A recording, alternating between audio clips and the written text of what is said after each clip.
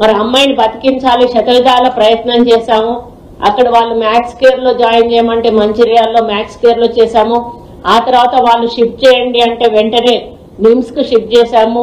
నిమ్స్ లో కూడా ₹1 ఖర్చు కాకుండా వాళ్ళ ఫ్యామిలీకి కూడా ఒక స్పెషల్ రూమ్ ఇప్పించి వాళ్ళకు భోజన సదుపాయాలు కూడా ఏర్పాటు చేసి ఆ అమ్మాయికి లాస్ట్ మినిట్ వరకు కూడా ప్రభుత్వం స్పెషల్ ట్రీట్మెంట్ ఇచ్చింది. కానీ దురదృష్టవశాత్తు ఆ అమ్మాయి చనిపోవడం బాధాకరమే. దానికి మేము బాధను వ్యక్తం చేస్తా ఉన్నాం. అటువంటి విద్యార్థులను మీరు రాజకీయం చేయడం కంటే మరి మీ పార్టీ తరఫున మీరు ఏం ఆదుకున్నారు? మీరు వెళ్ళి ఏదైనా ఆదుకున్నారా? మరి ₹1 కోటి మరి వాళ్లకు కాంపెన్సేషన్ ఇచ్చి రాకపోయారు. ప్రేమ ఉన్న వాళ్ళైతే మీరు ప్రభుత్వంలో ఉన్నప్పుడే, మీరు అధికారంలో ఉన్నప్పుడే ఫుడ్ పాయిజన్ తోటి చనిపోయిన కేసులు కోకొల్లలు ఉన్నాయి. ఇదిగో కస్తూరిబా లో ఫుడ్ పాయిజన్ 108 మంది విద్యార్థులకు అస్వస్థత. ఈ ఏడాదిలో 2 సార్లు అయినా నిర్లక్ష్యం, వీడని అనుమానాలు. ఇదొకటి. ఈ విధంగా చెప్పుకుంటూ పోతే హాస్టళ్లలో ఫుడ్ పాయిజన్. ఇంకొకటి మధ్యాహ్న భోజనంలో వానపాము 36 మందికి అస్వస్థత. ఇంకొకటి గురుకులాలు ఆగమాగం. అంటే గురుకులాల్లో జ్వరంతో స్టూడెంట్ మృతి అయినా కూడా పట్టించుకొని ప్రభుత్వం. బీసీ హాస్టల్లో అన్నంలో పురుగులు గత వాళ్ళ ప్రభుత్వంలోనే ఇవన్నీ కూడా జరిగినాయి. మోత్కూర్ గురుకులంలో ఫుడ్ పాయిజన్, మరి వాంతులు విరేచనాలు, దాదాపు 34 మంది అస్వస్థత.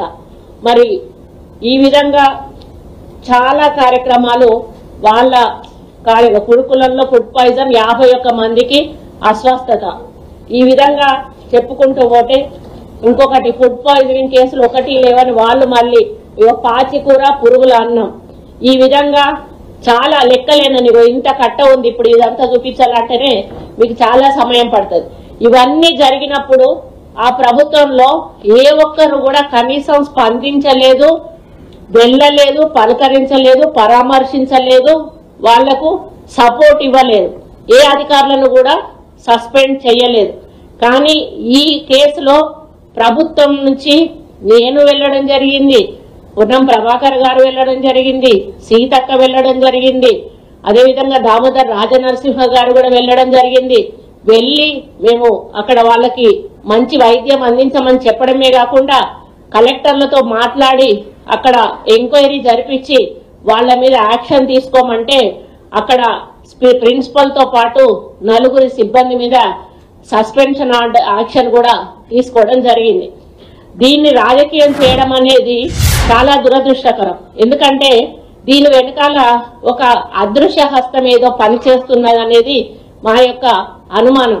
ఎందుకంటే ఈ ఒక్క దాంట్లోనే కాదు, ఈరోజు మూసీ నదిని తీసుకున్నా కూడా ఒక పక్క ఫార్మా కంపెనీకి సంబంధించిన ల్యాండ్ అక్వైర్ చేసిన విషయంలోనైతేనేమి, మరి ఈ విధంగా గిరిజనులను అడ్డు పెట్టుకొని డ్రామాలు ఆడడము, మూసీ నదిని అడ్డు పెట్టుకొని డ్రామాలు ఆడడము, అదేవిధంగా ఈ హాస్టళ్లను అడ్డు పెట్టుకొని డ్రామాలు ఆడడము అంటే ఒక ప్రణాళికతోటి కావాలని ప్రభుత్వాన్ని నడపకుండా చేయడానికి పదే పదే కాళ్ళకి ఏదన్నా అడ్డం పడేసి ప్రభుత్వాన్ని పని చేయకుండా చేసే కార్యక్రమం జరుగుతుందనేది.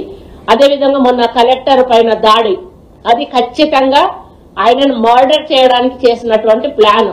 అంటే law and order problem create చేసి తెలంగాణలోకి పెట్టుబడులు రాకుండా, తెలంగాణకు ఉంటే ఒక అభద్రతా భావం ఉంటుంది, ఇక్కడ మాకు సరిగా ఉండలేము అనేటువంటి ఒక ఫీలింగ్ కల్పించి వచ్చే కంపెనీలు రాకుండా, వచ్చే పెట్టుబడులు రాకుండా ఈ ప్రభుత్వం ఇప్పటికే దీవాలా తీసిండ్రు. వీళ్ళు దీవాలా తీసిన ప్రభుత్వాన్ని మాకు అప్పచెప్తే మేము అన్ని కూడా రేవంత్ రెడ్డి గారు మరి డిప్యూటీ సీఎం గారు ఫైనాన్షియల్ గా ఎంతో బాధ్యతను బరువును మోస్తూ కూడా ఎన్నో సంక్షేమ కార్యక్రమాలను ఈరోజు మేము ప్రజల్లోకి తీసుకెళ్తూ పనులు చేస్తా ఉంటే ఒక్క పని చేయలేదంటారు.